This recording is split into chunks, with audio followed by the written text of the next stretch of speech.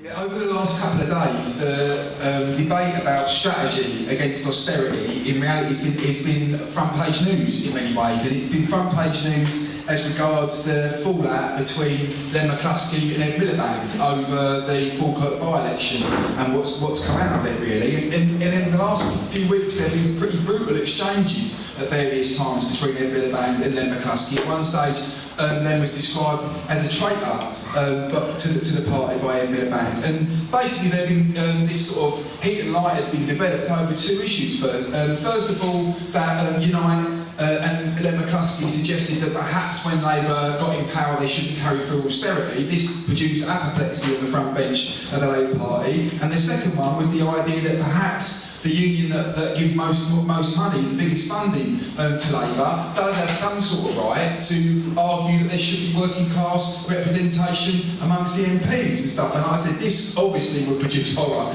inside the Labour Party. But what Ed Miliband has done is going back into a long and grand tradition that we've lived through over the last few years, which is Tony Blair going back to Neil Kinnock, that Labour continually has to make itself clear that it's fit for office, and fit for office means kicking the shit out of the unions at various stages. Now, yesterday it seems that McCluskey made more friendly noises towards Ed Miliband at the Durham Miners Gala. But what it does really highlight, I think, for most of us, is that we can't simply wait for Labour, because actually simply waiting for a Labour government in these set of circumstances is waiting for a government that will arrive committed to austerity from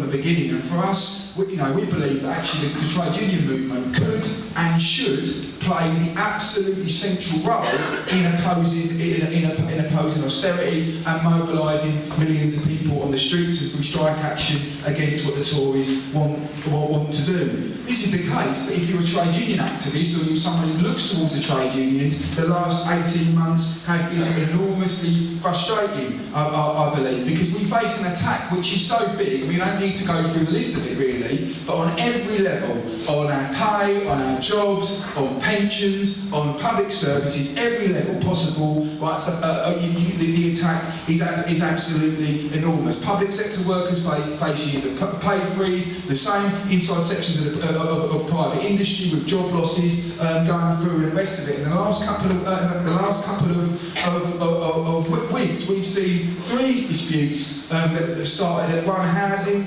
at Equinox and at City Clean, right, stuff in Brighton, which are over absolutely enormous pay cuts, right, stuff. So we're not talking about cuts here anymore. We're talking about fundamental attacks on people's living standards. I suppose all this would be bad enough without the thing that probably everybody in the room shares, which is the enormous feeling that it didn't need to happen, and that we suffered an absolutely needless setback at the end of 2011. On the 30th of November 2011, over 30 unions took strike action in the biggest strike this country had seen for a generation. It was in defence of public sector pensions, but everybody in the room knows it wasn't in defence of public sector pensions. It was because people hated the government and wanted to fight back. I think it's important to say, when we talk about it as the 30th of November as a bureaucratic mass strike, that doesn't mean it is something simply imposed on workers from the top. What it was a culmination of a mounting wave of opposition to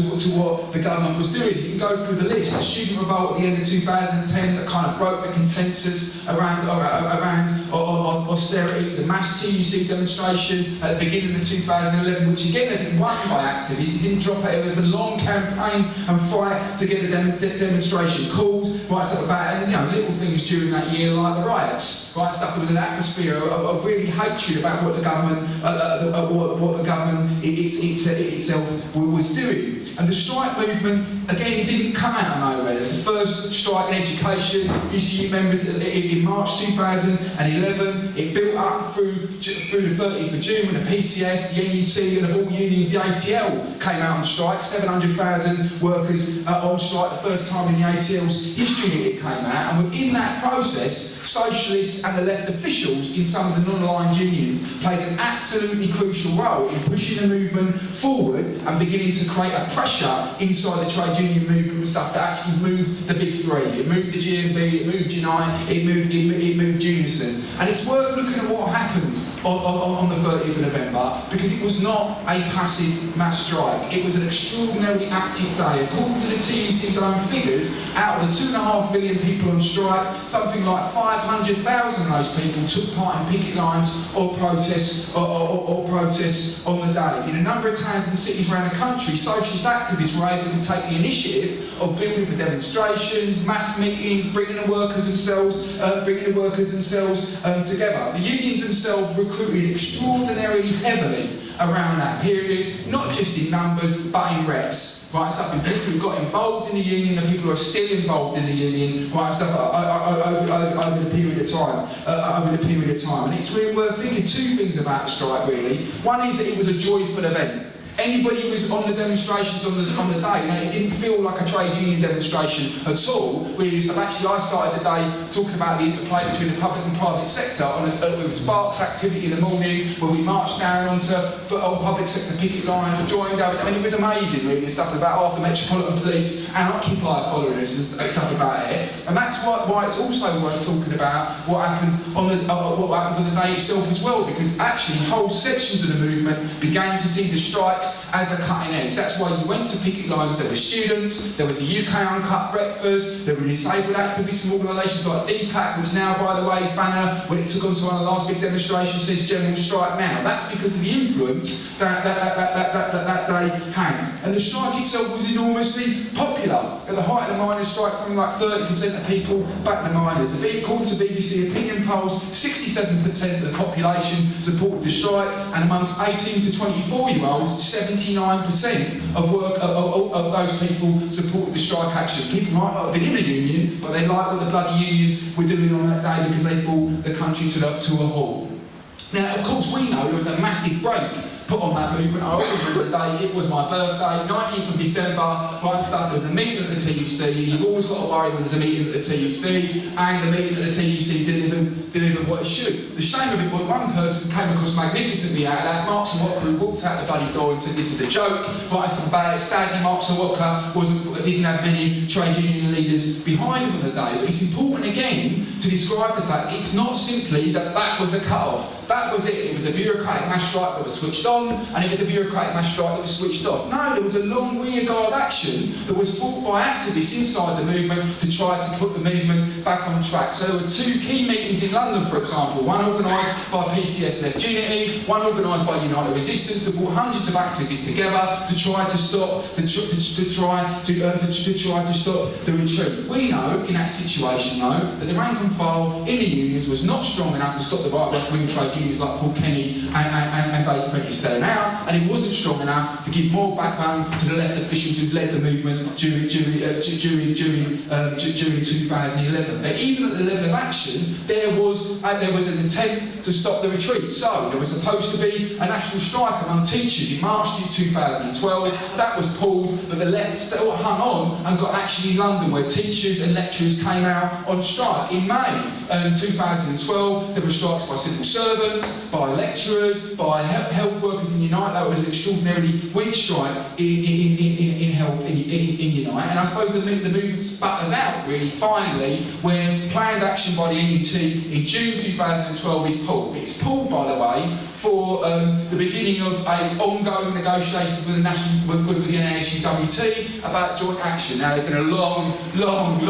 tortured process about that action, but it has just come on stream. Right, stuff about it. We had the first strike in the northwest of England at the end of June, and it's worth looking. You wouldn't believe this from the media, but it's worth looking at what that strike was. Absolutely magnificent, huge demonstration in Manchester, rallies and stuff. 5,000 people, teachers on the streets in Manchester and the rest of it. But I think that's a story, really, as far as the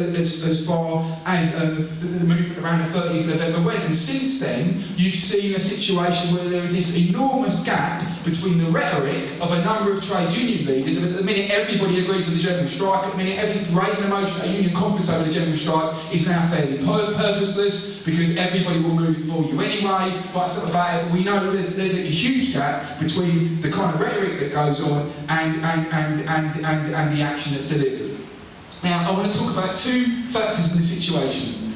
The first thing is workers' anger, and the second thing is the lack of confidence that workers feel at the minute. The first thing we see the anger, and it comes out sometimes in explosive ways. Just look at City Clean in Brighton. Those workers were faced with a pay cut. What's their first response? Their first response wasn't to wait for the ballot. Their first response was to occupy their depot for 2 days, work stuff about it, and carry out some of the most minimum possible activity around it. We've talked a lot about it, but it is worth us looking at the stuff around the sparks, just make it for people who, the electricians and stuff, dispute against the Basel campaign, because at the minute it's probably the best example we've got of a combination of socialist activists being able to give a push to the movement alongside the rank and file, and then beginning an interplay with the officials that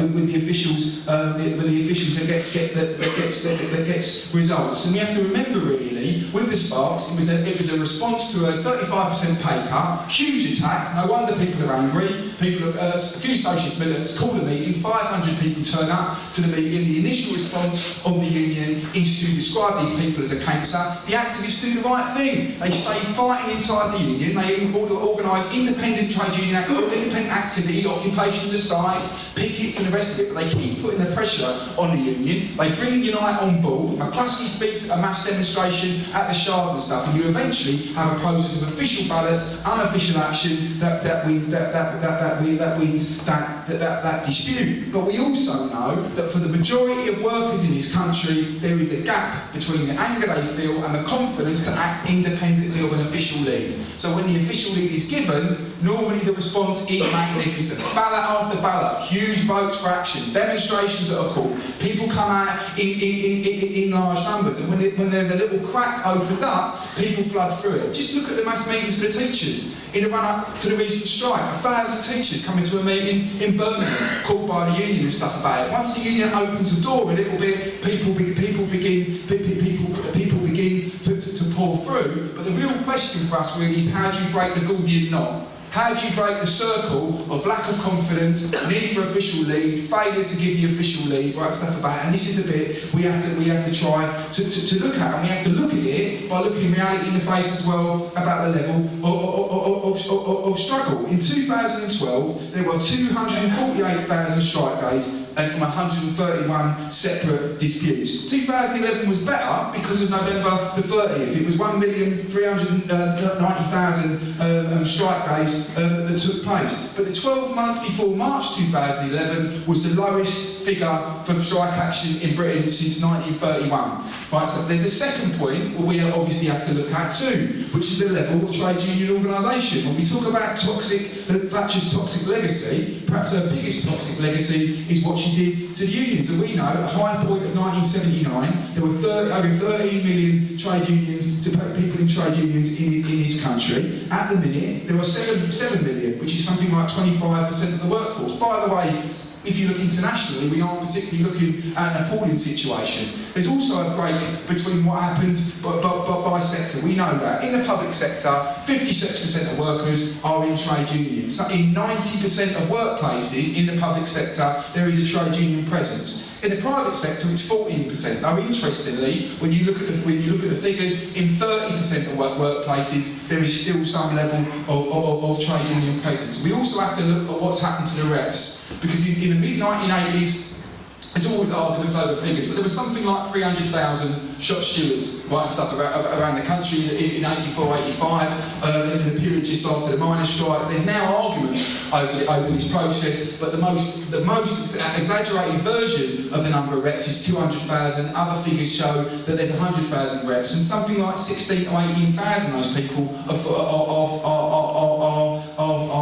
full-time officials. Just one aside, by the way, an interesting process that will go on if you see the government at the minute, which is breaking national agreements and also breaking facility times, means that actually in a whole number of places the rep becomes central. Again, you look at the schools as an example at the minute and stuff, where actually they're throwing people out of full-time facility time. Actually the role that the rep can play effectively in the role of plant bargaining, as it were, trying to improve conditions in their own school, comes up, but we can talk about this. Now look, we've got a particular analysis of what we think the trade unions and how the trade unions work. The common sense of how we look at the unions is left and right. If you look on the TV, you say Dave Prentice on the one hand, or actually he's just called a national health demonstration, which is not so bad day, but if you look at Dave Prentice on the one hand, and then you look at Mark Soroka or Bob Crow on the other, right, stuff that the people argue the main split here is left and right. And we argue, I'm going to go through why left and right is important, but we always talk about the fact that the main division we see inside the trade unions is between the trade union bureaucracy and the rank and file. Now, of course, it is enormously important to take sides in a fight between the left and right. You know, I'd rather have Mark Soroka as my General Secretary than I would Paul Kenny. Right stuff. I'd rather, you know, these people express the willingness to fight. They want to fight. Right stuff. Individuals like Kevin Courtney and other people and stuff are prepared if they think they can do it. They can prepare to do it to lead action. But they share, all trade union officials, all full-timers, the same social position. In other words, that they depend on their existence with the process of negotiation between capital and labour. And therefore, their power, their position depends on both delivering something to their members, so that the members will pay the subs, but also not risking the union machine, not risking it at certain times. We know that if you're a trade union official, no matter how left-wing, your paycheck doesn't depend on whether a worker in Chesterfield or Margate loses their job or has their pay cut or whatever. So how do the officials act? What kind of action they deliver, right, so it depends on the pressures on those officials themselves. And there are a number of pressures that exist on the officials, both left and right. First of all, the obvious one at the minute is the relationship with Labour. We know when the strike movement was at its height around pensions, there was a massive attack on that movement by Miliband, right, so attempting to put pressure on the trade union officials to pull the strikes, particularly on the aligned unions. And we know the debate that's going around McCluskey at the minute is part of that process. The second thing, though, is the pressure of the employers and the government on the officials. Take the FBU, which is now going to ballot nationally over pensions. It's 2 years behind the other ballots over pensions. For 2 years they've tried to negotiate their way out of the situation, but the pressure is now so great that they are being shifted to do it. Even in 2011, around pensions, Prentice and Kenny couldn't go back to their members without something. They had to go back with something that they could say people would sign up to. But there's also the critical factor, and the critical factor within the process is what pressure can come from below, what pressure does the rank and file put on the trade union officials. And, you know, use it as an example, the teachers' dispute at the moment is a process where it's been both the attack from the top, the role of some of the officials, but also a growing pressure underneath from teachers, not in an organised rank and file form, but at conferences, in schools, motions, demonstrations, mass meetings and the rest of it, that has helped to push the NAS and the NUT into fighting. What we haven't got, though, is a coordinated network in even one union, but let alone across the unions, of militants who attempt to do, famously as the quote goes, work with the officials when they rightly represent us, but work independently of them when they don't. And for us, it seems to me a critical factor in the process now is how do we begin to make steps to pulling that layer together? What's the strategy to help pull that layer of people together? I want to say one quick thing though. It's really important for us as an argument with activists around us that we say this is a critical fight we have to have in every union. We can't just move unions. There is an argument at the minute and stuff going around that it's important, you know, that people should leave Unison and join Unite. There have been arguments on the buses. I just went to a really good meeting just beforehand and stuff about the arguments around Sussex and the pop-up union and the rest of it. We've got to try and win an argument with activists. We stand and fight where we are, and we attempt to build the rank and file. We attempt to build the rank and file around us. And I've got this. Right, cool. Right, so a couple of other things. See, one other thing I want to really stress quite heavily, though, is that in this situation is the primacy of politics. Right, about it really. And why is that the case? We don't believe that developing a mass struggle again will simply follow the same pattern as the 1950s and the 1960s, when people slowly built up incremental strength over bargaining inside individual workplaces and the rest of it. Though, by the way, it's worth saying, anybody who's read about it at the time and the rest of it, well, even that process was affected by the political atmosphere at the time. But we know that in every workplace situation at the minute, the wider discussions about austerity, the issues of racism, the issues of environment, the big political issues in the world around us are a motivating factor for workers inside every workplace. A workplace or a trade union branch or a trade union that fights against racism, fights against homophobia, fights for the position of women inside society, takes up political issues, is a union that will grow. Right stuff about it. It seems to me, we know already our job, part of our job is to pull people into the wider political forums, demonstrations, or into the people's assemblies and other activities, but also because for many workers, a motivating factor is the wider politics. If you look at the situation inside many hospitals, the organisation is appalling, to be quite frank with you. It's partly why when United took strike action in May 2012, really probably 1,000, maybe 2,000 workers out of the numbers they were quoted actually went on strike. Look at somewhere like Lewisham Hospital, where the organisation is terrible, but then look at the mass meetings of health workers to defend the A&E. We have to understand this process. Anybody who thinks that the teachers' action at the minute is about pay only is crazy. It's about Gove. That's what it's about. It's about people who are trying to tear up the curriculum. That's why we did a brilliant socialist worker placard which said, "Gove out," right? It's the most popular placard I've ever fucking seen. It's absolutely incredible. Because actually where people's anger is starting from is the defence of education, not just simply the defence of their pay, as important as it is. And I think it's really crucial for us not to have a counter opposition between the street and the workplace. These things integrate. They flow. There is a way that these things, people's political experiences beforehand, they're involved in anti-racist campaigns, the anti-war movement, wider politics, what stuff comes into the workplace. If you use these inside the workplace, it can build the union. They flow back as well. And in all these campaigns, organised workers can play an absolutely central part. It's a real mistake if we start to counterpose these two things. So I want to try and come to a conclusion on 2 or 3 bits. So there's a short, medium and long-term strategy here, I suppose, that we want to try and put through. The short-term strategy, I think, is this. It's called the 29th of September. That's a short-term strategy. At the minute, Unite, Unison, the GMB and the TUC have called for a mass demonstration at the Tory Party conference to defend the NHS, probably the issue amongst British working class people that motivates them. The one thing we really want and that we are proud of is the NHS, and they're tearing it apart, and that means in every workplace we have to make sure that there is activity at every level around that demonstration. Putting on transport, collecting money for the transport, selling badges, putting out leaflets, going to do street stalls, leafleting the workplace in the morning. And by the way, if we do this, we can build the union while you do it. If you take 100 leaflets to leaflet your building, why aren't you a steward? Come to the next meeting, come on, and this is the way we know that we can do it. But actually, if you think about a demonstration of 100,000 or so at the Tory Party conference, it can start all off with a really big bang. Another little matter around it will be the teachers' strikes. They'll begin with regional action, right, and stuff, but they'll top and tail the Tory Party demonstration and they'll lead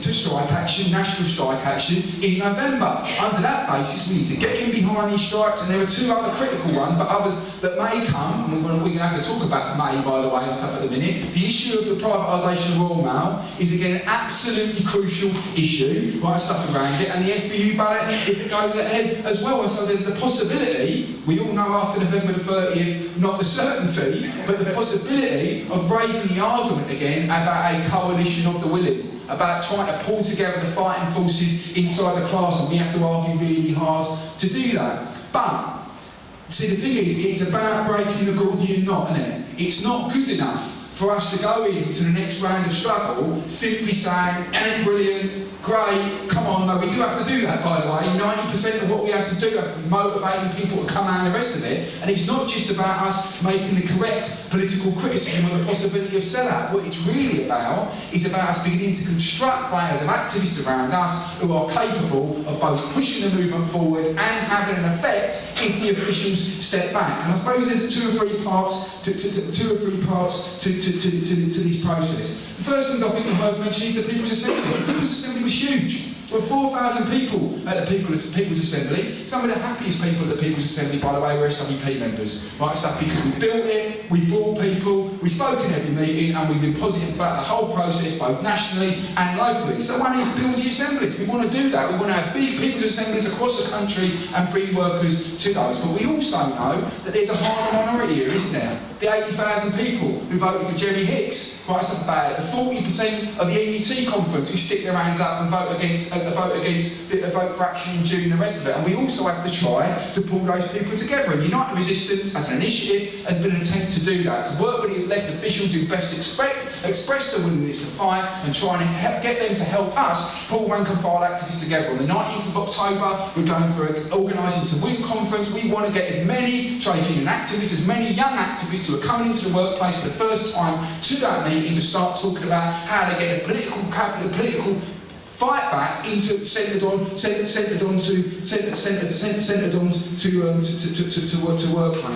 One other thing I want to say, because there's been an argument coming up at different stages during Marxism about the private sector. And it seems to me we have to be absolutely central to any attempts to both reunionise in old sectors and try to unionise new sectors. I'll give you an example. One is obviously a number of our members are key at the minute to what's going on around Crossrail, right, stuff, and the attempt to get unionisation onto the Crossrail site. So as an organisation, it seems to me we have to follow in behind that and start trying to establish relationships with those places. The second thing, as an example, and there'll be lots of examples about this stuff, is Greggs the Bakers. Funny enough, Greggs the Bakers, right, stuff, have just organised half the shops in the country, right, stuff about. Actually, these kind of initiatives are taking shop workers into now. I've met the reps from Greggs. They're extraordinarily impressive young workers, right, stuff about. And we have to look towards these kind of process. One of the things we're going to try and do is pull our members and supporters and stuff together in a new year of working in workplaces that aren't organised to try to talk through how to do that. And I think that's really important for us. But at the heart of our strategy is developing a network of activists who can offer each other solidarity, who can debate key issues, and we can begin to take the steps towards rank and file organisation. Last two things though, it's also important that we begin and continue and deepen and strengthen the process of winning a layer of socialist activists who can be at the heart of this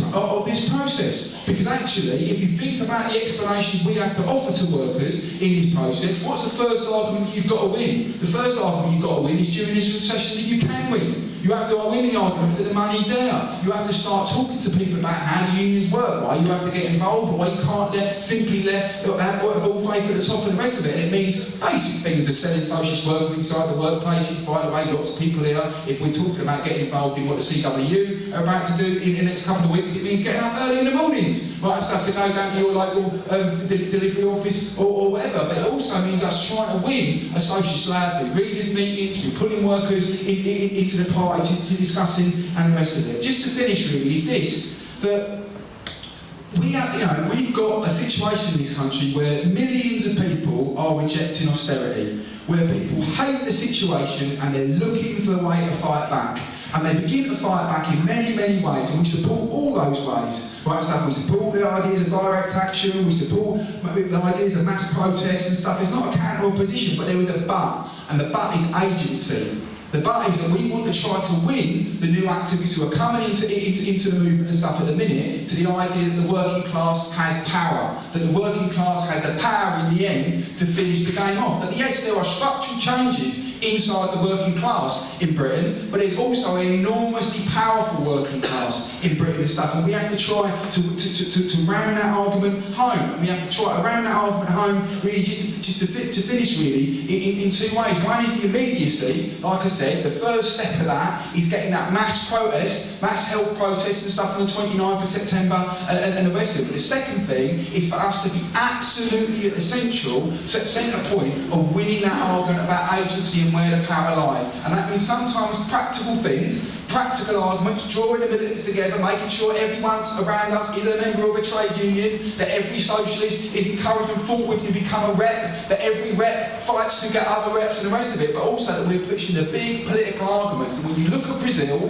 when you look at Turkey, when you look at Egypt, when you look at this, of course there is the power of the mass movement and the rest of it, but in the end, what's the power that underlines, what's the power that terrifies the ruling class? It's the power of the organised working class, and we want to strengthen that power and win a generation of activists to look into that power and try and be a central point of moving the British working class forward.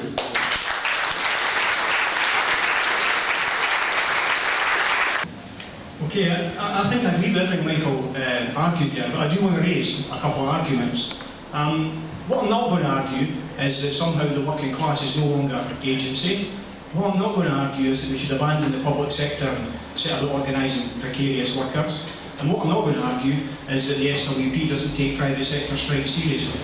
There's been a debate, and Michael touched on it, about the rank and file Sparks dispute. And he outlined how things proceeded, where we had unofficial protests, occupations, strikes, which eventually forced a bureaucracy who did call the militants cancelling the union, did try and sabotage that action, and forced Len McCluskey into calling the necessary ballot for action. And that took place because that independent layer were building up the pressure which was becoming intense across the country. And there's an important lesson there. They started for the rank and file, and they put the pressure on the bureaucracy through building that independent campaign across the country, which really shifted the most corrupt and venal bureaucracy in the construction sector. So I think that's important. The pensions dispute, I would argue, is different. I mean, Michael characterised it as a bureaucratic mass strike. I think that's true. I think that our comrades played a key role in building the pressure at all levels in the lead up to J30 and to N30. And on the way up, I think we punched above our weight, as we say. But I think that's also because we're overrepresented in some layers of the bureaucracy. And I think when the thing was sold out, I think we were a bit exposed.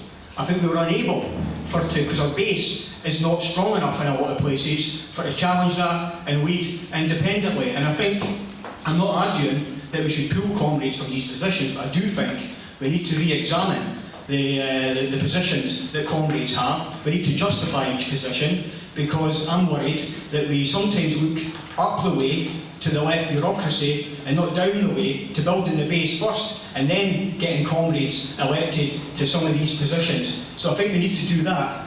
I also think that, that in doing that, we need to, I'm sure comrades look up and say, I sell the paper, I do collections, etc., etc. My concern is it's not consistent enough. And I know that because I'm the Unite Fraction convener, right? And I know that in some disputes, very few of us do that kind of work, and I'm sure that's a problem that exists across the party. And so I think we do need to have not a reorientation, but we need to really fight harder for that kind of work. So in the last 4 months, I've decided to, in a minority position within my factory, that just to focus on building my base. Union membership's grown by 30%, and we've got half a dozen more activists. We've still got some way to go.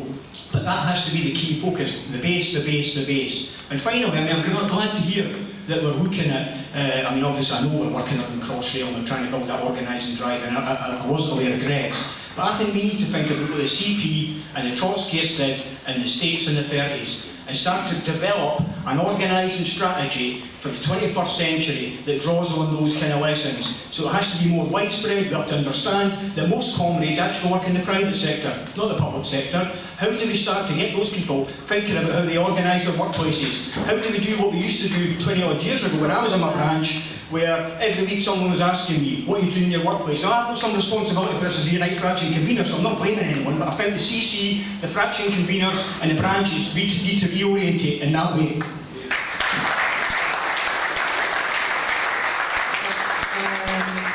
Next speaker after. Comrades, Nick Grant, I'm West London SWP member and a member of the NUT National Executive, one of 2 SWP members out of 44 on the National Executive. There is an Socialist Party member, there's an AWL member, I say that because I really don't know where Ray's talking about when he says that there's an over-representation of comrades on the trade union national bodies. And I think it's absolutely necessary that we do have a presence on those national bodies, because at every level of the party and at every level of the workers' movement, we have to be there having an argument, having a voice. We don't have any ideas in the teachers' fraction of the SWP about trying to win a majority of 26 people and people on that executive. That would be completely unrepresentative of our strength within the movement as a whole. But 2 or 3 of us over-representing the party, I'm sorry, I just don't buy that whatsoever. The real problem is something that hasn't been talked about in the meetings that I've been to around industrial issues this weekend, and it's something which almost quaintly now we refer to as political trade unionism. It was a slogan within the party for a good while. And comrades in the NUT executive have, in the NUT fraction, have taken that up again at all levels of the union. At Easter, for example, at our national conference, despite everything about pensions and pay, we saw something which is still very possibly going to happen, where the government are talking about using GPs and teachers as additional border agency staff and selecting and grassing up on kids and families who are somehow got bogus immigration credentials. We pushed for and got an emergency motion, which means that the NUT is committed to taking strike action wherever any teacher is asked to participate in that process.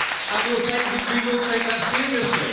At a more local level, we haven't got this as national policy yet, but every school, more or less, now knows which families are going to be affected by the bedroom tax. There's going to be enormous turbulence in school rolls. Schools are going to suddenly be missing whole families of kids in September and November and into next year, and we need to be making alliances with those bedroom tax campaigners and with Unison members and with parents about fighting the bedroom tax through schools, and we can be doing that.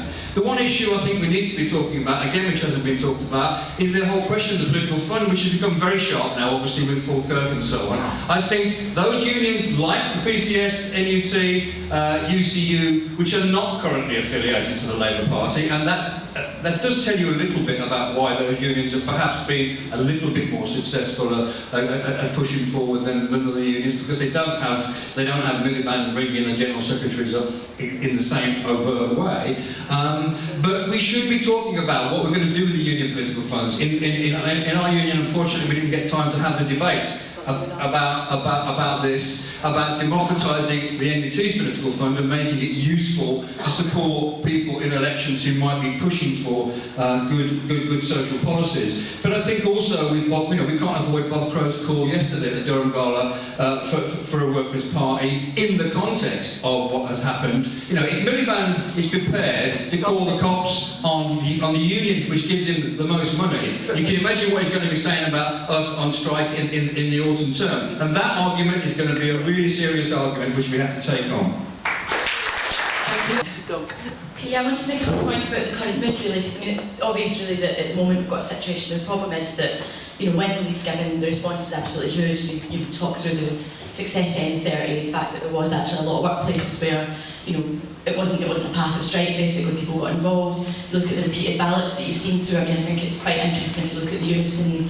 The pay consultation of 1% offer, because where you actually had branches that took a position arguing for rejection, you got a vote for rejection in those branches, and where you didn't have the national lead, you obviously saw the impact of that. But you look at the post at the moment, where the situation where actually been at the sharp end, sort of been having quite low levels of confidence and thing. When a lead's given, there's this absolutely massive votes. But there's not the confidence really to follow through from that. So I think when people talk about the pensions dispute, in some senses it was actually a defeat in the sense that the money's coming out of people's pay packets. We didn't win on pensions, but I think that the overwhelming mood is not that people feel defeated coming out of that. It's not the case that people feel cynical about union leaders overwhelmingly, that they feel betrayed, that they just feel defeated.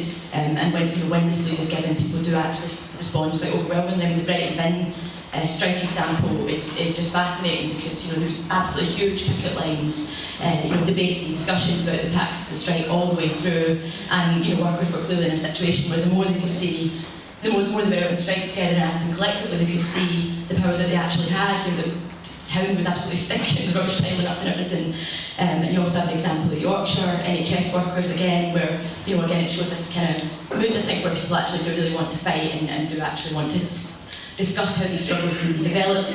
But that's obviously, these disputes have been shaped by the overall lack of league nationally, the lack of confidence. And I think it's obviously this huge mood for an alternative when you look at the bedroom tax campaigns, you look at the mass mobilisations around the NHS. Is that the stop?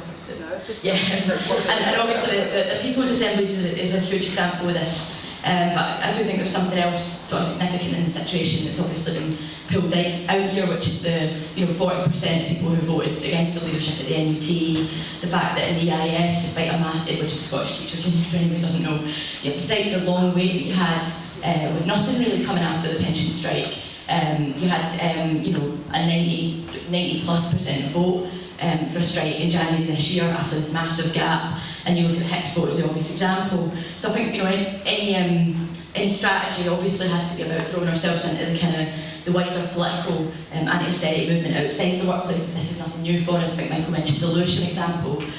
Throughout the Lewisham Hospital campaign, what we were fighting to do was constantly try and take the campaign and use the breadth and the confidence from the campaign and take that inside the hospital and use that to try and inspire workers. But I think that you can, to sum up really, I think that any strategy that doesn't also try and relate to that sort of significant minority that want to go beyond that is missing a trick really. Okay. Sorry, comrades. My name's Mark Duncan, I'm a member of the SWP, and I'm also on the steering committee of the United Resistance organisation. I want to take issue with what Ray said, actually, because I don't think it's true that Sorry, I want to take issue with what Ray said about needing to take private sector struggle more seriously, because I've been in the SWP for 4 years and I've never felt that there was an experience of being told to take private sector struggle less seriously than you take public sector struggle. Shortly after I joined, I spent months living on a roundabout in the Isle of Wight, fighting for the jobs of a number of young workers who were losing their jobs. The factory was Vestas that made wind turbines. It was an incredibly serious political issue at the time that took on the questions of how we're going to fight not only for workers' rights but also the ecological crisis in our society. But it wasn't just big political issues like that. Also in my branch in Lewisham, as a comrade is in the room, Matt Collins, unionised a small cafe in which he worked, and we took that very, very seriously as well. I helped Matt organise a meeting where Ian Bradley came to talk. We had 30 or 40 people upstairs in the room in a pub in New Cross talking about how we were going to fight for those jobs. We talked seriously about organising an occupation and all the rest. And so I don't think that's an argument that washes. But there's one more thing I want to talk about as well. There's an argument that's coming up, and I went to a meeting about reform and how we organise before I came to this meeting. And one of the questions that's going to come up in the workplace, someone spoke in that meeting about the demoralisation in the workplace. Does that mean we have to look to other solutions? And whether this is the argument of reclaiming labour or whether it's the argument about forming a party to the left of them. I'm not against the idea of forming a party to the left of Labour, but I think actually we have to take the question of whether we're putting the cart before the horse with that. The thing is, if we're going to win against the massive austerity and the massive attacks we're facing, it is absolutely critical that we see a higher level of struggle in Britain, and we need to take seriously our subjective role in that. We need to be organising to bring the most serious militants together, and that's why I want everyone in this room to sign up for the United Resistance Conference in October. But also I think there is a contradiction between that and an organisation that, when there is a low level of struggle, is talking about building a parliamentary alternative. Like, we have to be being very serious and telling people what we think. We can't be saying like we can win these reforms through Parliament at the same time as telling them the only way we're going to win is through strike action. Like, we have to put the cart before the horse. I think a serious reformist alternative may be much more viable in a situation where we have a mass level of struggle, but we have to get that level of struggle first. It's urgent that we organise to achieve that. After this speaker will be the woman sat next to the guy in the struggle. Hi, Simon Midgley from Huddersfield and repping CW in Royal Mail. Well, how do we turn the tide in the workplace? It actually depends where you are, doesn't it? Because if you're in the public sector, you've got 56% of people are in a union. In the private sector, 14% are in a union. So there's a difference there. We need a strategy for both of those, and that's all I'll say on that one. But where I am in Royal Mail, we're actually swimming with the tide of mobilising postal workers in response to the threat of privatisation, and we're building up a dispute to go for a national strike ballot in September. Now, there will be most probably, strike action coming from that, which we can coordinate with other people at the same time. But of course, CW comrades are organising already to make sure that the leadership takes on the right policy and goes forwards in the right way. We've got a policy forum we're intervening in the next couple of weeks to push for a more radical, more militant way of organising the campaign, or stopping them from being able to produce a sell-out deal later on. But that's not all we're actually doing. The Postal Executive have given the door, or opened the door, given the permission for everybody to sort of organise in the workplace from their consultative ballot that we have to go into every workplace and talk to every member and get them to vote in the workplace. That's where it started. We've been given the carte blanche to go into the workplace and organise. So we're doing that. So we're actually swimming with that tide and building with Billy Hayes and building with Dave Ward. But that's not all we have to do. We have to also be preparing for putting our analysis, our Marxist analysis of the role of the bureaucracy in the trade unions into practice. And how do we do that? I don't think, well, it's clearly we know there's a possibility of a sell-out deal in the dispute, in any dispute. But it's not just an abstract possibility that might sometime happen. It's most likely that some sort of sell-out deal of some description would come out of a dispute. But does that mean we have to start from the position of denouncing Billy Hayes and Dave Ward right now and saying they're going to sell us out? No, we don't. That's not what anybody's talking about.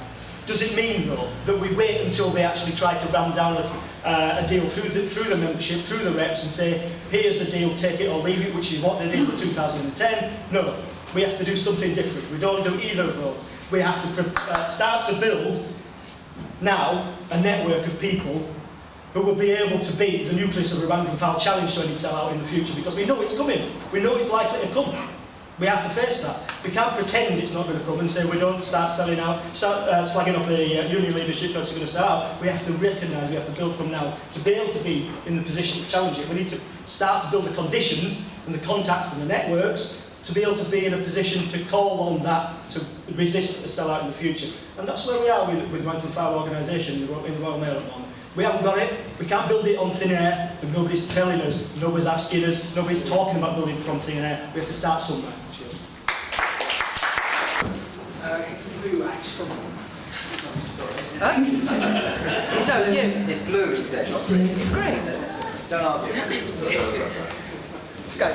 Yeah, I just want to say that I totally disagree with the argument that the strikes, the pension strikes, were called from above. And I think it's important for the success of future industrial action that we get this right. I think this does a huge disservice to the hundreds of thousands of workers that walked out on the day, that were in trade unions and took action, and also to all the other hundreds of thousands of people who weren't in a union and went out anyway, and all the members of the public that supported those strikes. But also, it does a disservice to the people inside the unions who are arguing for that action to take place. I'm in UCU, and I can tell you that when we were arguing inside UCU, we weren't arguing with members who were unwilling to fight and had a lack of organisation. We were arguing with the bureaucracy who didn't want to take any action. That's where the arguments took place. And I think that when I hear people on the left putting these arguments about workers not being willing to take action, these are the same arguments that the trade union leaders are putting towards us that we're fighting against. It's just pessimism. I think that workers, like everyone, they hold both ideas in their heads about, what the way things could go forward. They have hope about taking action. They might not feel confident, and our job is to tap into the side of them that does want to take action and show a lead on that. After the next speaker will be the comrade at the front with the shorts on. What colour? It's a long one. Shush. Thanks, got Paul McGrath from Teacher in East London. Just bullet points because of the time. First thing, and I think it does need to be said because it's obvious but often forgotten. When we talk about a rank and file strategy, the indispensable starting point for that is activity in your own workplace. Without that, all the other discussion means nothing. And I think that's so blindingly obvious, but I think sometimes we're so concerned about other things, we don't always come back to that. And it means that what you do day in, day out, going around, not just talking to the people who agree with you in your workplace, that's easy, but making sure you're fighting to be the rep, you're talking to all the workers in your workplace, sometimes agreeing, sometimes arguing with them, being the person who's going around with the solidarity collection, the message of support, all those basic things. Without that, nothing else is possible. Secondly, it means being political. Mike was absolutely right. The period at the moment, you have to start often from politics. So it does mean not just going around the solidarity collection or talking about your own dispute, but going around talking about Egypt, talking about the situation in Turkey or Brazil. It means going around when the EDL and Woolwich happens, taking that issue, or always raising politics in your own workplace. That's crucial. And it means, Michael again talked about it, that when you're in a dispute yourself, understanding where the pressure points are. So in the teachers at the moment, if you start from this is dispute about defence of our national pay and conditions, might as well slit your throat. That's a million miles away from where the dispute is. It's absolutely right. This is about Gove, the defence of education, neoliberal assault on education, and you have to start from that point. I tell you the most popular thing we've done at my school recently was there was a day of activity recently. It was a parents' day, a lot of parents come in. So we got green t-shirts, stand up for education, we stood on the gate, and in the course of the day we talked to 500 parents about this is we're fighting to defend your kids' education, this is a revolt against what Gove's doing, the curriculum, all of those kind of things. We were incredibly popular. That matters because it gave huge confidence to the teachers that we're right to strike. And then in the autumn what we're going to do, we're going to have a festival for education in the local park where we'll go out to other workplaces, schools, universities, invite them to come. And when it comes up, finish on this point, the question of rank and file and the private sector. Give a concrete example, it's not the whole argument. When it comes to say the 29th of September, what does it mean we have to do where we've got some strength? It means we go to the local primary schools, get them to come with us to Manchester. It means we go to the local private sector workplaces, where because Michael's phoned me up and been a pain in the arse and say get your arse down to when they've been on strike. So Fujitsu, where I have been with the picket line locally, the DLR, Circle, where I have been with the picket line, so we know the reps, we go and get them to come with us to Manchester. There's a Greggs in the market around the corner from me, so I know next week I've got to we'll go and leaflet there and say, would any of you like to come to Manchester with us? So we use our strength to reach out, pull them into a network with us. That's how we begin to knit together a rank and file network in a particular local area. And that's not the whole story, but it's an important part of the story. After the next speaker, the comrade with the reddish hair with the glasses. Yeah, I too, I think Mandy said some things I want to say, but I want to reinforce it. See, I really disagree with Ray's analysis of the dispute. I mean, he says he starts off, you know, don't caricature my position, and then goes on to caricature actually what actually happened up to 1930, the 30th of November. You see, when he said there are too many people in the executive, I mean, you know, you've already made the point, 2 in yours, I think 2 or 3 in the PCS. We're hardly inundated at the top of the unions. I wish we had more, quite frankly, and then we'd be much more helpful at this moment in time. The only union you're talking about is UCU, who's got 13, so I assume that's what that's what you're talking about. Now, if we didn't have 13 at that time, then we would not have the strike on March the 11th of the pensions, and I don't think that would make it more difficult to kick off. Is that good or bad? Should we have those people at the top or should we not? That's the first question. It seems to me, hopefully you'll turn around and say, well, actually that's a good thing, because otherwise we wouldn't have that strike. But more importantly than that, what it completely and utterly misunderstands is what took place in the run-up. Why do we have so many people at the top? Is it they're baseless individuals? Not at all. I'm sorry to repeat this story again, because I've said it a few times, but I'll do it one more time for Ray and other people who don't seem to get this, right? I'm not doing this to make my own sort of, you know, working class virility about how many strikes I've been involved with. It makes a political point. I've been working in further education for 12 years. I've been on strike 14 times in those 12 years. National strikes, unofficial strikes, local strikes. Now, I said all that, or different strikes, basically, over a whole number of different issues. Walked out with the question of war, over pay, and so on. And I'm not alone here. If you work in the further education sector, that's what Madness has got up. We've got Richard in front of the Tower Hamlets. I could go through a whole number number of colleges who were doing the same thing. Why? Because in further education, we had a fight over the last number of years. From 1993, if you really want to be precise, when we got our national bargain was broken up. What that meant was we had to fight at the local level, at college by college, to build our union organisation up, and hence why we got the kind of organisation which we did. That is the backbone to why we have so many people on the executive, and that's why we could pull the action. When you talk about March the 11th, we want it at the top, but I tell you what, implementing it, they refused to implement it. Our bureaucracy didn't put one bloody leaflet about it, didn't do nothing whatsoever. How did we get that strike off the ground? Yes, it was an official call. We took unofficial networks with UCU left networks to pull that action off. So that's how it worked there. Not to understand that, it's fundamentally problematic. You can't generalise that experience to the rest of us to learn how to do it. And secondly, what it means, it really makes understand what the play was. Final point, when we took the action after 30th of November, and it got pulled out in January, December, it took them another year to film that strike off. The idea this gap existed, we could do nothing about it, simply wasn't true. We came out in London, if you remember, and we came out again on May the 10th of the PCS. Eventually, we got broken down. You're absolutely right, our network weren't big enough, and we needed to do more. But the conclusion was there, don't have it at the top. It's a ridiculous argument and not helpful. Up the next speaker is Conrad Booker James, and he's kind of like that. Thank you. Sarah from the NUT. I'm really glad that Nick and Anne are members on our National Executive, because when Michael Gove announced on December the 5th that we were going to have performance-related pay, 5 days later there was a National Executive meeting and only 2 people in the National Executive moved a motion that we should have a strike in December before Christmas. We already had a mandate, and that was Nick and Anne on their own. So when I went back to my school or to my branch and I could say to people, we're going to have performance-related pay, we've already got a live ballot, what are the union doing about it? I could say, well, I'm a member of a party, and the 2 members of my party voted that we should have national strike action before December. Unfortunately, it's been a whole year. We're not going to get it till November. I'm glad it's going on, but I'm glad our comrades were there right from the start, arguing for more action, for sooner action all the time. Jess said that she does really know me because we're joint branch secretaries of the same branch, and I'm really proud also that the SWP members have been at the heart of building some of the initiatives around education, the primary charter, the Defence School history.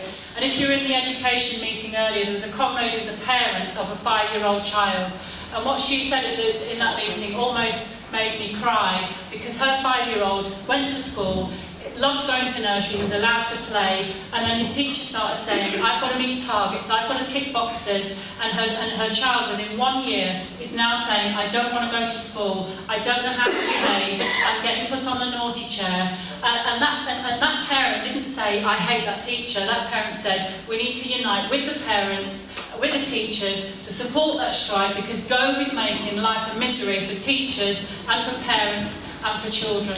So all of those initiatives that we're involved in are really important. The Chicago teachers built from the base, built the rank and file, but they also built a campaign which said, we are defending education, we're defending children, we're defending your schools. And I think that's something that's really important.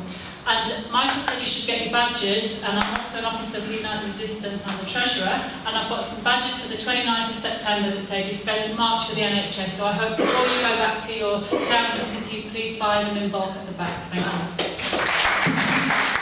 After the next speaker will be the comrade in the black t-shirt and the shorts. No, not you, Pat, behind you. One short point, one slightly longer one. The short point is this: the battle over Royal Mail is a massive opportunity for everybody in every workplace to take on a political issue. 78% of the public are against the privatisation of Royal Mail. That's a good basis for any sort of battle, including, actually, more Tories said they're against it than are for it. The government is not in a good place on this, and the workforce in a consultative ballot voted 96% against privatisation. Every trade union should move a motion against the privatisation of Royal Mail and tell their local CW reps and try and hold some sort of meeting over it or something of that sort. We could actually win over the privatisation of Royal Mail, and if we don't win, we could get a massive stramash over Royal Mail. So it's a very, very important campaign, which I think everyone needs to take up. My second point is about the 1930s in America.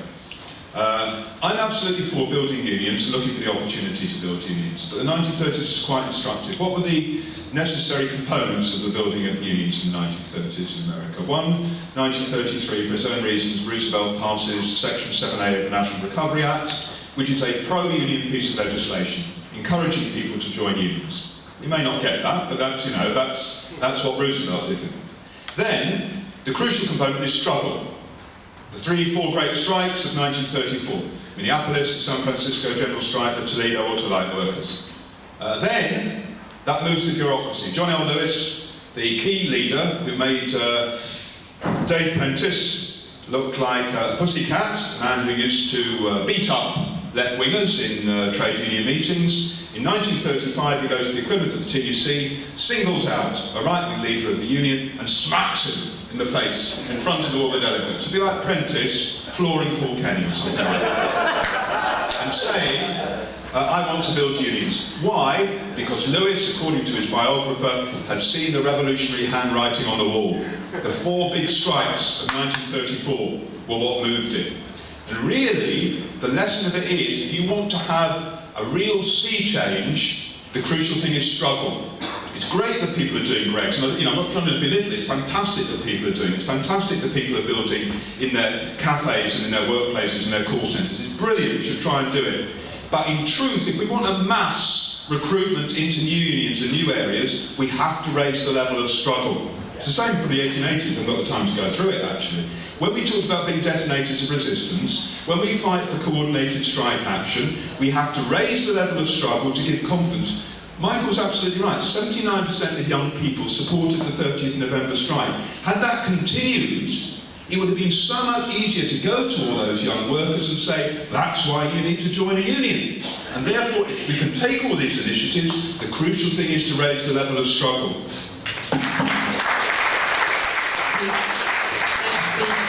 Will be followed by the someone who's left the room. So it will be, Simon.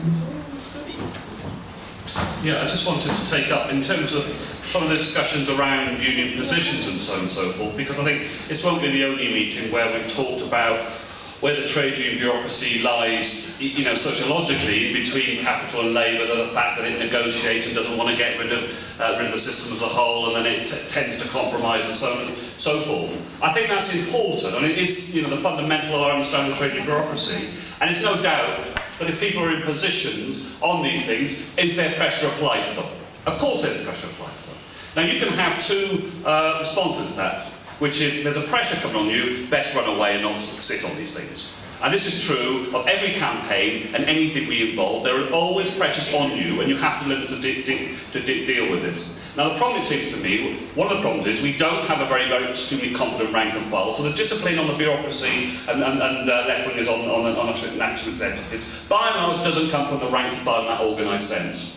It doesn't in that organised sense. Nonetheless, if I look in where I live in Bristol, the fact that we have Anne Lemon on the National Executive of the NUT has been a fantastic ally to us. Fantastically important.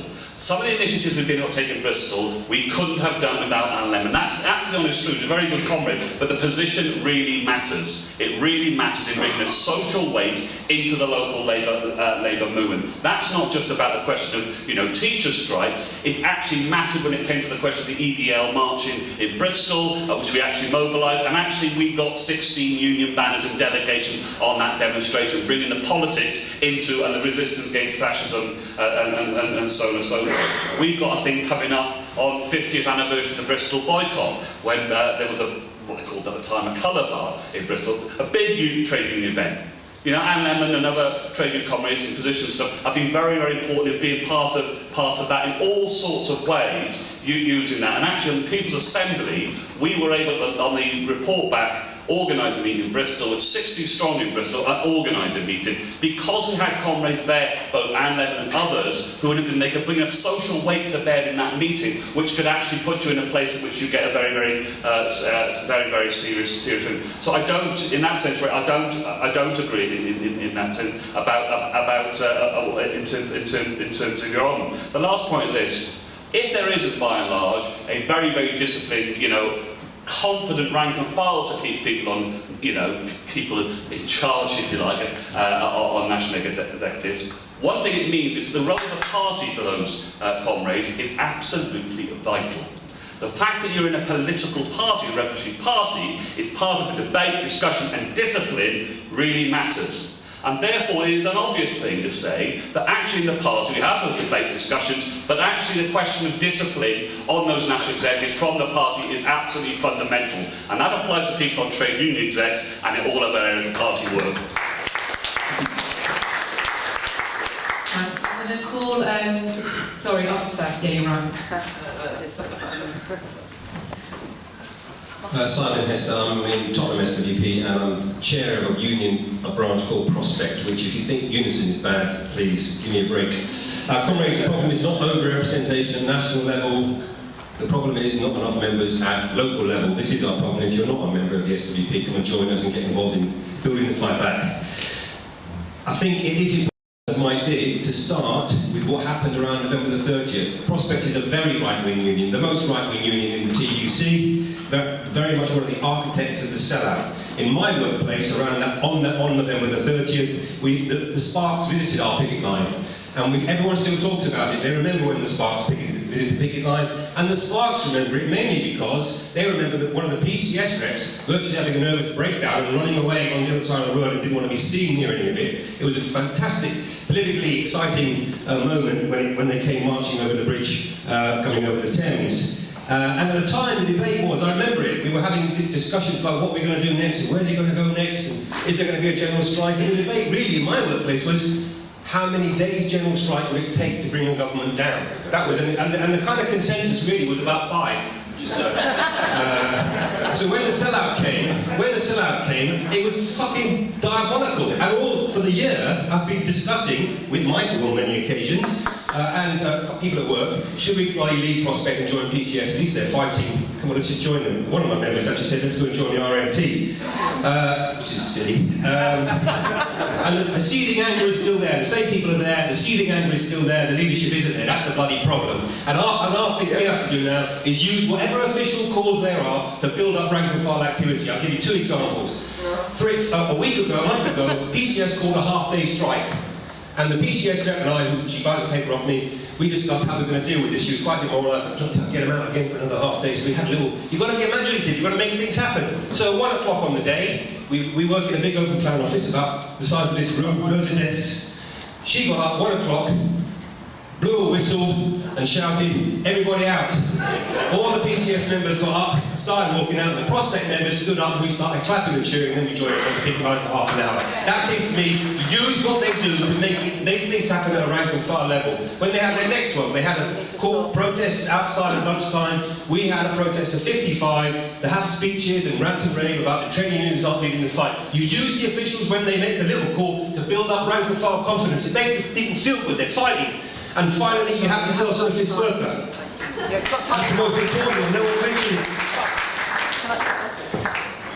Unfortunately, this is going to be the last speaker, perhaps going to do a financial appeal for the SWP. I've got 17 people that wanted to speak in the meeting, and I'm very sorry to the people that weren't able to get in on the discussion. Be as quick as I can. This morning, is that too loud? Is that right? This morning, something made me so angry that my blood is still boiling, and I suspect that's the case for millions of people all over the world. And of course, I'm referring to the fact that that fucker Zimmerman walked free after that fucking racist murder, the racist murder of Trayvon Martin. And I suspect that in every single workplace there'll be people talking about it, about the injustice of what happened there, and me feeling enraged. And actually, I think people need to kind of raise these things. I expect there's people talking about demonstration at the US Embassy and what have you. But also, I think there are all sorts of potentiality inside of our side at the moment. What the Revolution Socialists are doing at the moment in the newer phase of the revolution in Egypt, absolutely inspiring and magnificent. And what I don't want it to be an updated version of revolutionary rehearsals. That's what I don't want. We want to make sure that that struggle wins. And I think, you know, the party, what we do here is really, really important in terms of building that revolutionary tradition. I haven't got very long, but... No, you've got to stop him. About 2 seconds. Thanks very much. So look, I was shaped by the miners' strike. 19 years old, I was shaped by the miners' strike. One of the slogans was, dig deep for the miners. What I'm saying is, dig deep to build a revolutionary tradition, revolutionary social organisation, and take on the bastards, the bureaucrats and the Tories as well.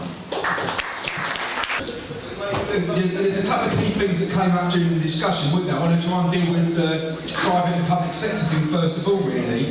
See, the thing is, it's obviously the case that in the British working class, the mass of workers are now organised in the public sector, and actually the mass of our membership, the mass of trade union organisation exists inside the public sector.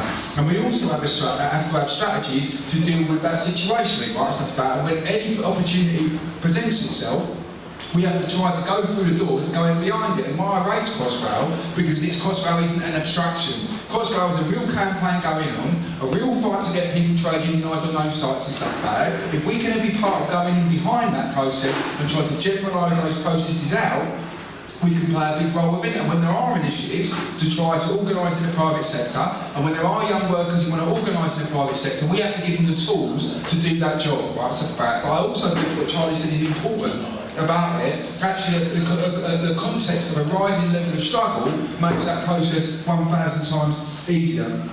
Nick raised the question of political fund. I think it was completely right at the minute. I mean, we sent out a model motion a couple of days ago and stuff about it. Already a number of people have passed that through branches. The simple thing about having a real debate now inside the working class movement about the issue of political representation, what Miliband's action means and the rest of it, are very, very important. See, I don't think there's a counter opposition, or shouldn't be. We've got to win it, the argument and stuff, between the kind of big politics at the top of the unions and the issue about what we do inside the workplace. For us, our basic argument here, right, stuff is number one, we're not arguing that revolutionary socialists should simply be trade unionists inside their workplace. We want them to be in a union, we want them to be building a union, we want them to be a rep in the workplace, but they also have to be able to raise wider questions. We talk about our model as not just a trade union branch secretary, but as a tribune of the oppressed. Right, stuff about, and if you remember that, about how we work inside the workplaces and stuff, it's a guide for action. It's a guide for action. The question of representation inside the union machines is something that is good we debate through and discuss right stuff about it. But one of the things I think we've had to argue quite hard is we want our members to play a role and we want our members to take a lead inside the trade unions at each level. Right stuff about it. If you have a few people stuck on the trade union national executive and they have no base inside the union, it matters very little. That's the truth of it and stuff about it. They can make loud noises about the union, they can't deliver action. What we need out of a situation though is firstly being represented at every level of the unions, trying to offer a lead to people, and also as well that there's a simple difference between the average person who's an SWP member if you take up a position or anything else, that you are under a discipline. And actually one of the things I remember was sitting in my front room actually at a caucus for the college union's executive, right, something about whether we pushed for a strike. And the comrades at one point, and me as well by the way, all of us were wobbling all over the place, right, but we knew what the line was, and the line was we were going to fucking strike, right, stuff. And we knocked the crap out of each other for about 45 minutes, but at the end of it, we all knew it was inevitable, right, stuff. At the end of it, the comrades trooped off, voted for it, and now they go, and that's a big difference, right, stuff. One is about trying to, the key issue of holding officials to account is the rank and file, but also the party has to play a key role in that process. I want to talk about the stuff around November the 30th as well, because what I did say was, I said it wasn't simply a bureaucratic mass strike, and I want to go back through it, right, stuff, because it's important to do it, because we have to look at the processes. When we talk about a weak rank and file, we know we haven't got mass rank and file organisation, no one in the room is arguing this or anything else, right, but actually there has been a political process both up to the 30th and after the 30th. There are key activists around the country who've been through a political lesson. That's the truth of it over the last 18 months, and there were a lot of them when you think about it stuff. And there has to be, when you talk about a strategy for the organisation, The bottom line for us is we want to break the cycle of the official sellout. We produce a very interesting copy of Socialist Worker that denounces them, wait for the next strike, build the strike, we don't want to go round in an decreasing circle. We have to try to build our side up so it's able to push with the officials when they give us a chance, which is why the 29th of September is absolutely crucial for us about it. But also we have to try to pull together a layer of people who can act independently about it. And that's why people advertise in various things. But what we're trying to do with initiatives like United Resistance, we're trying to pull those people together. On the 19th of October, it will make a difference if we can pull 600-700 key trade union activists together to talk about how we organise, pull in younger activists and the rest of it, and it fits with a wider picture around the assemblies and the broader movement and the rest of it. The last thing I suppose is this, that we're trying to pitch an argument, aren't we, inside the movement at the minute.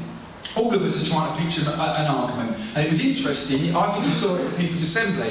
There were several at the last session of the People's Assembly. I thought was fascinating because you did have a debate going on the platform. Really, one comrade got up and said, "Well, the protests over here, there's direct action over here, and there are strikes over there, and they're all kind of the same." Well, of course, they're all important, right? Direct action is extremely important. The mass protests are crucial because they feed into people's confidence and the rest of it. All these are crucial, but also it goes back to the argument about the cutting edge. And actually, Len McCluskey, funny enough, came back and said, well, not all quite equal, really. It's the fact actually strikes are extraordinarily important, but I'll leave it for Mark Sawotka to call the day for the general strike, ho, ho, ho. And Mark came back and said, well, it ain't really that funny, Len, right? Because my members have been hanging on in there for the last 18 months, and where are you?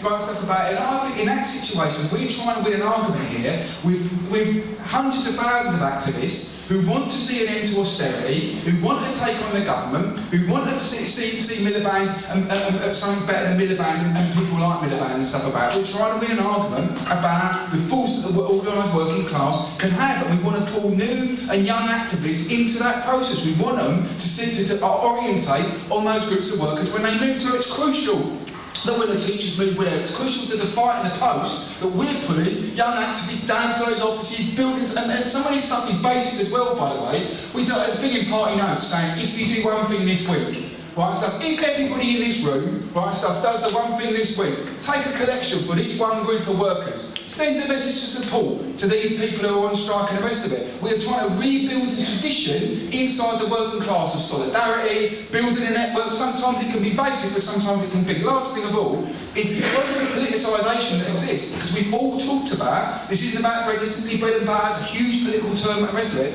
it means there's a big, big opening for socialist ideas. In every dispute now, when you go down, people are talking about the big picture.